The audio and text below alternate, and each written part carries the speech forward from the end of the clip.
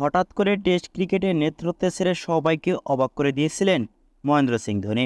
জাতীয় দল থেকে আচমকা তার অবসর নেওয়ার ঘোষণায় যেন জোর ধাক্কা দিয়েছিল, কারণ তার আগ মুহূর্ত পর্যন্ত কেন করে টের পেতে দেননি তিনি।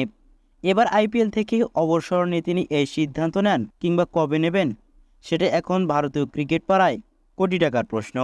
চেন্নাইয়ের মাঠে গেলে আইপিএল থেকে অবসর নেবেন ধোনি, এমন গুঞ্জন শোনা যাচ্ছিল। কিন্তু চলতি আইপিএলে প্লে অফে উঠতে পারেনি চেন্নাই সুপার কিংস।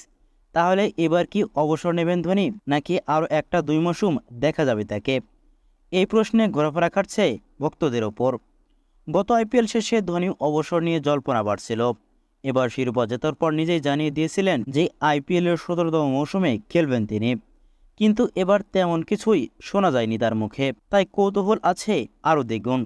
তাছাড়া পরের বছরে আইপিএল ধোনির বয়স ছিল 43 বছর, আবার হাঁটুতেও রয়েছে অনেক চোট, ফলে তার খেলার সম্ভাবনা আরও ক্ষীণ। তবে চেন্নাই জানাচ্ছে এখনই আশাহত হওয়ার কোনো কারণ নেই।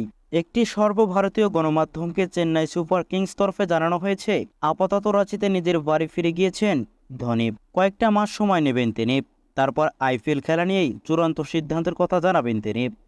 চেন্নাইয়ের এক কর্মকর্তা জানিয়েছেন, ধোনি চেন্নাইয়ের কাউকে বলেনি সে অবসর নিতে চলেছে। ও ম্যানেজমেন্টকে বলেছে কয়েক মাস সময় নিতে চায়, তারপর সে অবসর নিয়ে সিদ্ধান্ত নেবে। এই বিষয়ে কোনো তাড়াহুড়া করতে চাইছে না চেন্নাই, পুরো সিদ্ধান্ত ধোনির উপরই ছেড়ে দিয়েছেন তারা। ওই কর্মকর্তা আরও বলেন, আমরা ধোনির উপরে সবটা ছেড়ে দিয়েছি, ওর মাথায় কী চলছে সেটা সবচেয়ে ভালো কিছু সেই জানে। দেখা যাক কি হয়। সামনে আবার আইপিএলের বড় নিলাম, তার আগে হয়তো ম্যানেজমেন্টকেই নিজের সিদ্ধান্ত জানাবেন ধোনি। গত বছর থেকে চোট সমস্যায় ভুগছেন ধোনি। এবারের আইপিএলে তাকে হাঁটুতে অস্ত্রোপচার করিয়েছেন তিনি। এখনও মাঝে মধ্যে অনেক সমস্যা হচ্ছে, ফলে ব্যাট করতে অনেক পরে নামছেন তিনি। কম বল খেলার অনেক চেষ্টা করছেন। ম্যাচের আগে পরে হাঁটুতে আইকপাস বেঁধে হাঁটতে দেখা গেছে ধোনিকে। সবকিছু ভেবে তারপর সিদ্ধান্ত নিতে চাইছেন চেন্নাইয়ের 5বার ট্রফি জেতানো অধিনায়ক।